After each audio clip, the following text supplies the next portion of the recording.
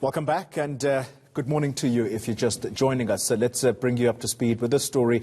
Finance Minister Tito Mboweni faces a tough juggling act as he delivers his medium-term budget policy statement today. He has to deal with a declining revenue while needing billions to bail out state-owned enterprises and dysfunctional municipalities that are wasting large amounts of money. How will he manage to balance the books? Northwest University School of Business professor, that's Raymond Parsons, joins us to speak to us here. Prof, thank you very much for making the time to talk to us. One of the key elements about this medium-term budget is the minister's focus on saving these state-owned entities. I don't know if you've had a chance to listen to an ESCOM board member in Parliament last night telling the committee there that, if anything, we should be in load-shedding mode for at least the next 8 months. How does that work, Prof, at a time like this when the minister is about to deliver his medium-term budget? Well, I think, we like to talk about the mini-budget. But it looks as if the mini-budget's going to have a maxi impact in many ways.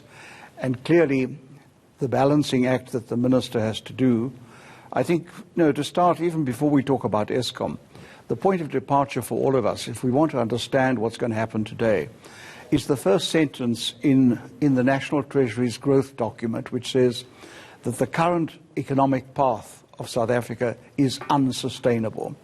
And obviously the ESCOM issue is quite important. It's a centerpiece. And many people have already said it's the biggest single risk to the South African economy. There are others, but that is the biggest one. So the important point is not only what was announced yesterday in terms of the restructuring of ESCOM, and that's very important.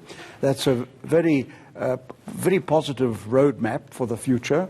It's got timelines. The big issue will always be implementation, but we can talk about that.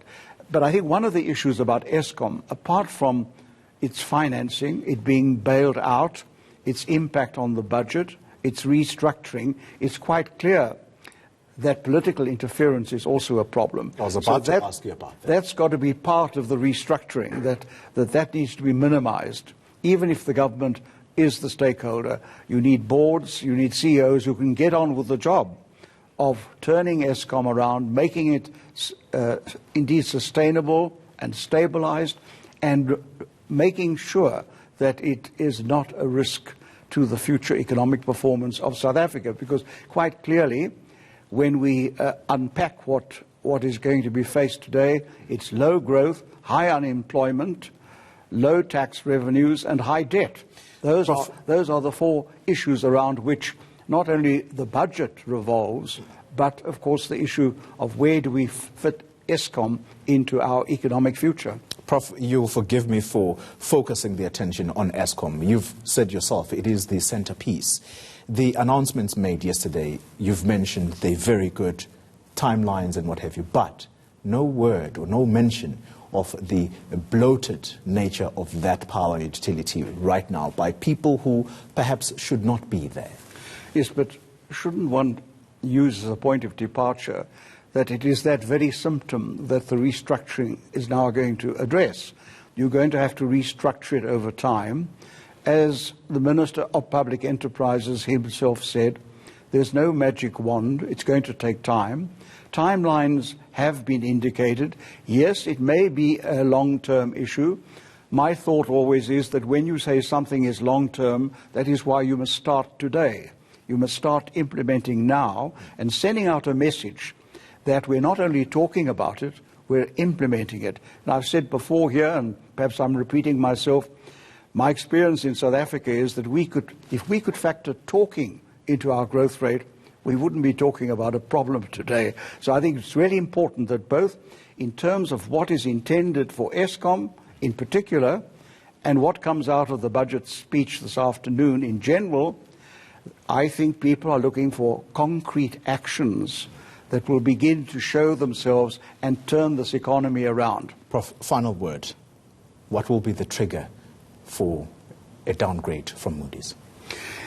I think what the credit rating agencies will look at is How does the Minister today get out of a low growth trap without ending in a debt trap? I think that will be the bottom line today. When you unpack all the complex elements of the mini budget, that will be their assessment, the assessment of the credit rating agencies, but not just the credit rating agencies. I think we should be careful not to be too obsessed by that. We must do what is right. And if in that process we win the respect of the credit rating agencies, well, that's a good thing. But that's because we're doing the right thing for the economy, for the people, and above all, to put out a message today that although the message may be dismal, it's not fatal. We have choices.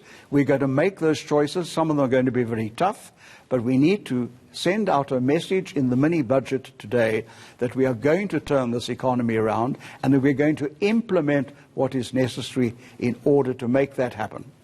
Professor Raymond Parsons, always good to have you here with us explaining that all-important budget speech that will be tabled by the Minister in Parliament today. He is with the Northwest University of Business.